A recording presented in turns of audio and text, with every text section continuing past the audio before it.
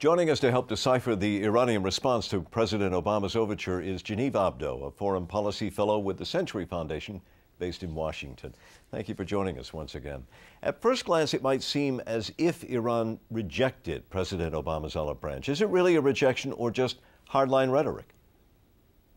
No, it's not a rejection at all, and it shouldn't be interpreted that way. In fact, we should interpret this as a very positive signal coming from Iran. The fact that Ayatollah Khamenei responded so quickly to President Obama's overture, and also that he's devoted so much time to it in his speech, shows that Iran is taking this very seriously. And is it significant that the supreme leader, Ayatollah Khamenei, issued the Iranian response? We're used to seeing President Ahmedinejad out front.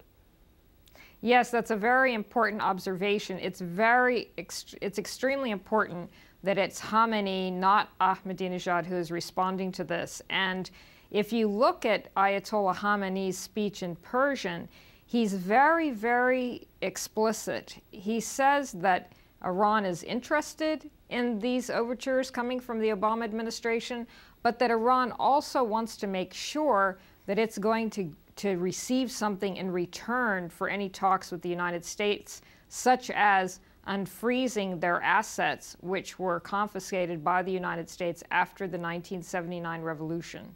How do the Iranian elections, which are coming up in June, play into this diplomatic back and forth?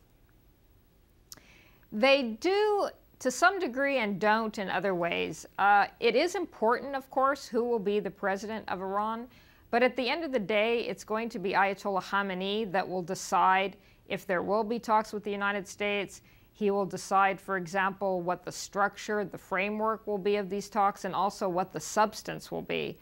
But where the president is important is in the tone and the rhetoric that's going to go back and forth between now and if the day ever comes that there are talks. And that is very important because it's interesting that both President Obama and Ayatollah Khamenei are talking to one another through these public addresses. And we can expect more of that as time goes on. How does Israel play into all of this now that you have a hardline conservative like Benjamin Netanyahu back as prime minister?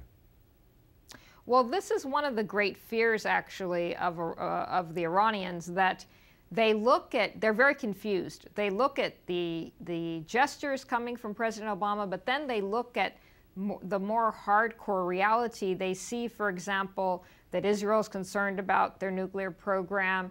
They see that President Obama has appointed Dennis Ross as the special envoy for Iran, someone that the Iranians think is very pro-Israel.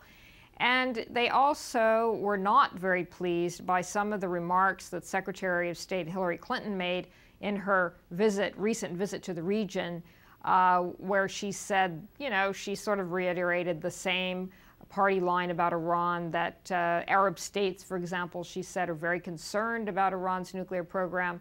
So they're very confused, and that's what the Iranians are trying to sort out. Geneive Abdo, thank you very much for talking with us tonight. Thank you.